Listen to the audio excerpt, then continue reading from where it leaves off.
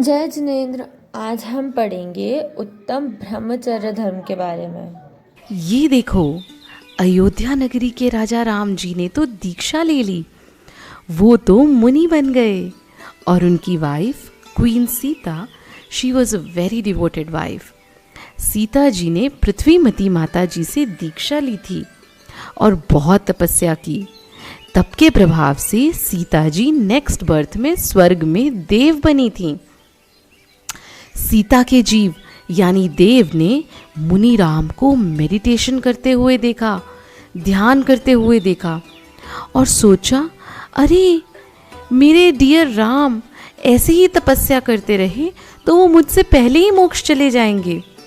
I won't be even able to meet और spend time with Ram ji. तो सीता देव ने सोचा, क्यों ना मैं राम जी की तपस्या और ध्यान को डिस्टर्ब कर दूं और फिर राम को मोक्ष ही नहीं मिलेगा। ही वुड कम टू स्वर्ग और हम दोनों साथ में रहेंगे और बाद में साथ में ही मोक्ष प्राप्त कर लेंगे। सीता वाले देव के पास सुपर पावर थी, कैसा भी रूप बनाने की। He could look like anyone. वो मुनि राम के पास सीता का रूप बनाकर गईं और उनके पास जाकर कहने लगी, हे राम, बड़ी मुश्किल से मैंने आपको पाया है, अब आप ही मुझे सहारा दीजिए, मेरे साथ रहिए। अभी इस यंग एज में आप इतना ध्यान क्यों कर रहे हैं? मगर रामचंद्र जी तो अपनी आत्मा में लीन थे। वो सीता को पास आया देखकर या उसकी किसी भी बात से डिस्टर्ब ही नहीं हुए। He was like an immovable mountain। जैसे जोर जोर से चलने वाली हवा किसी माउंटेन को हिला ही नहीं सकती, ऐसे ही सीता की किसी भी ट्रिक ने मुनि राम के ध्यान को भंग नहीं किया, डिस्टर्ब नहीं किया। राम तो अपनी आत्मा में कंप्लीटली सेटिस्फाइड थे और एकदम ब्लिसफुल थे। उन्हें ना किसी के लिए लव था और ना किसी के लिए हेट्रेड थी। जब सीता को लगा कि इनका ध्यान तो ब्रेक ही नहीं हो रहा, तो सीता ने अपनी स्पेशल पावर से क्या किया, उन्होंने 1000 से भी ज़्यादा गर्ल्स को बुला लिया। वो सारी गर्ल्स राम के आसपास मेलोडियस म्यूजिक बजाने लगीं, बहुत अट्रैक्टिवली हंसने लगीं।